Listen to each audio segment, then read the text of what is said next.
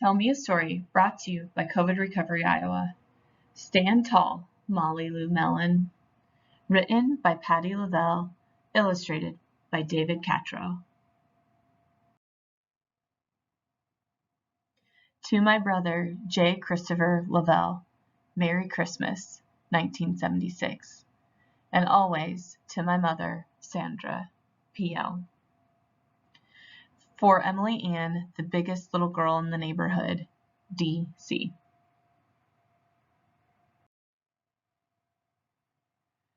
Molly Lou Melon stood just taller than her dog and was the shortest girl in the first grade.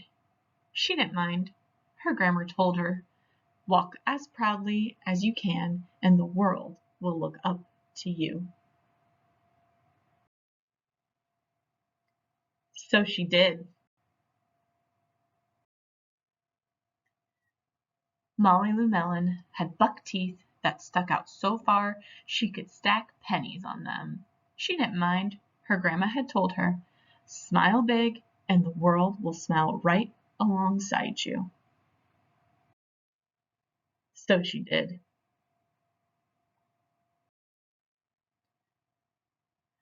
Molly Lou Melon had a voice that sounded like a bullfrog being squeezed by a boa constrictor. She didn't mind.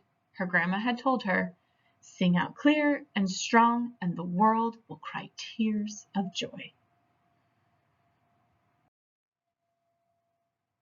So she did.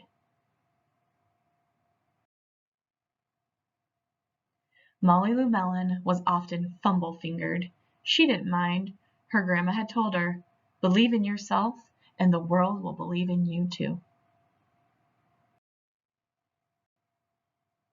So she did.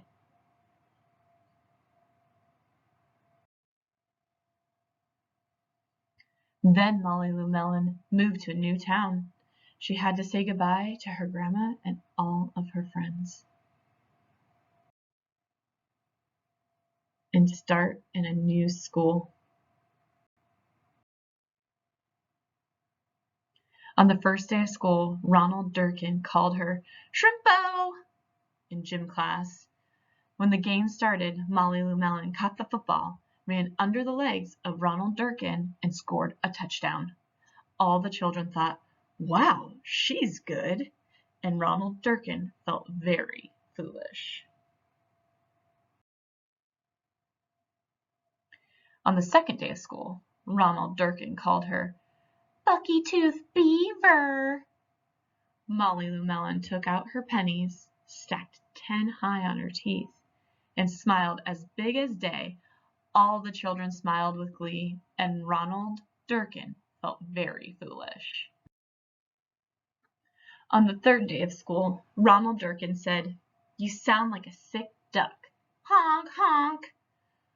Molly Lou Melon sang out a quack so clear and strong that it made Ronald Durkin somersault backwards, hit his head, and have to go to the nurse.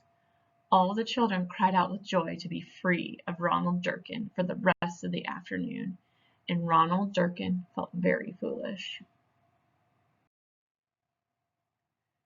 On the fourth day of school, Ronald Durkin said that she'd made the snowflake all wrong.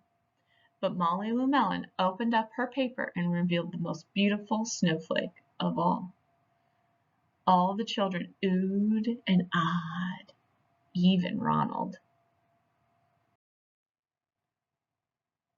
On the fifth day of school, Ronald Durkin brought Molly Lou Melon a stacking penny for her tooth and smiled at her.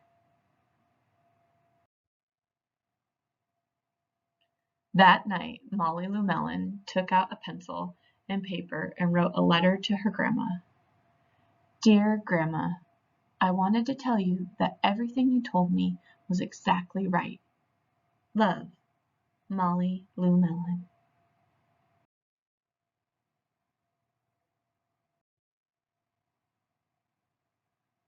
Be yourself like Molly Lou Melon.